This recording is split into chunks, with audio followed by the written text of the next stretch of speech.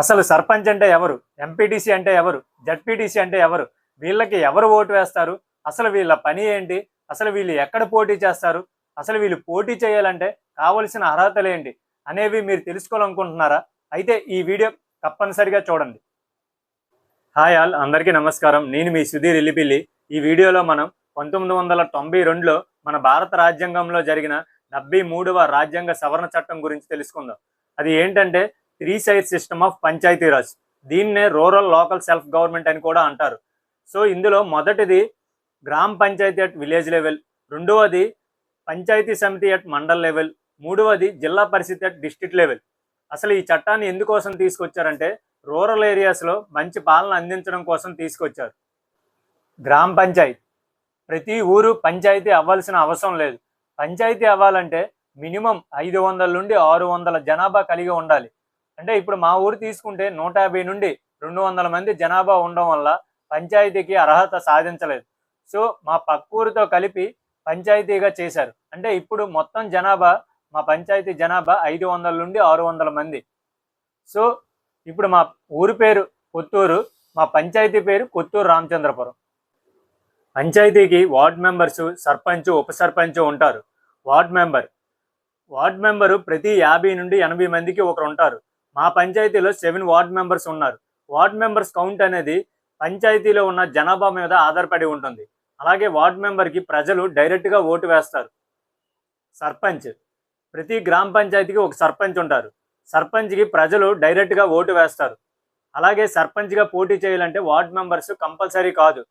సర్పంచ్ ఎంపీటీసీతో కలిసి మండలం నుండి గ్రామ పంచాయతీకి నిధులు తీసుకురావాలి. ఉప సర్పంచ్కి ఎవరు ఓటు వేయరు. ఉప సర్పంచ్ పోటీ కూడా చేయరు.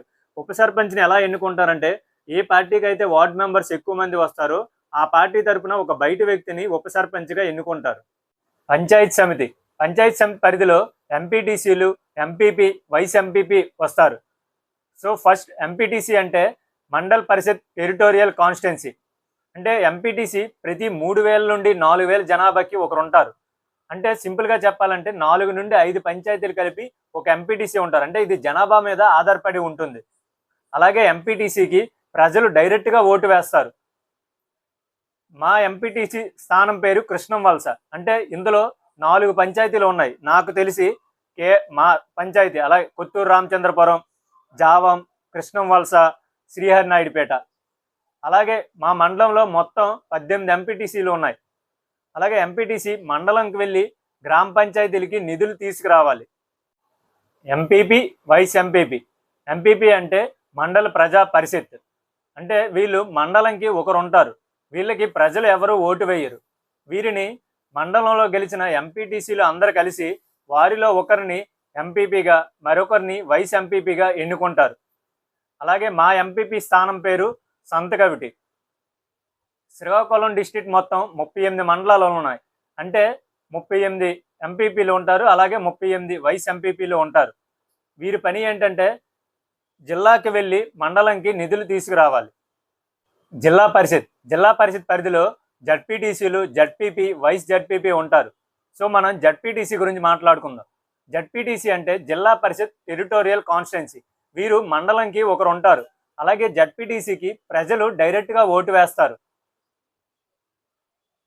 మా జడ్పీటీసీ స్థానం పేరు సంతకవిటి.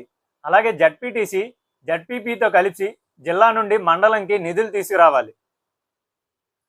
శ్రీకాకుళం జిల్లాలో మొత్తం 38 మండలాలు ఉన్నాయి. అంటే 38 మంది జడ్పీటీసీలు ఉంటారు. ZPP, vice ZPP. జడ్పీపీ అంటే జిల్లా ప్రజా పరిషత్. అంటే జిల్లా ప్రజా పరిషత్ చైర్మన్, జిల్లా ప్రజా పరిషత్ వైస్ చైర్మన్. వీరికి ప్రజలు ఎవరు డైరెక్ట్గా ఓటు వేయరు.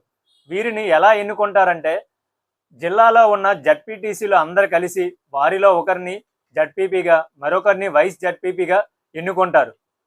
అలాగే మా జడ్పీపీ స్థానం పేరు శ్రీకాకుళం. వీరి పని ఏంటంటే ఆ ప్రాంతంలో ఉన్న ఎమ్మెల్యేలతో కలిసి జిల్లాకి నిధులు తీసుకురావాలి. అలాగే వీరు జిల్లాకి ఒకరు ఉంటారు. మన ఆంధ్రప్రదేశ్లో మొత్తం అంటే పాత జిల్లాల ప్రకారం తీసుకుంటే 13 జిల్లాలు ఉన్నాయి. అంటే 13 జడ్పీపీలు అలాగే 13 వైస్ జడ్పీపీలు ఉంటారు మన రాష్ట్రంలో.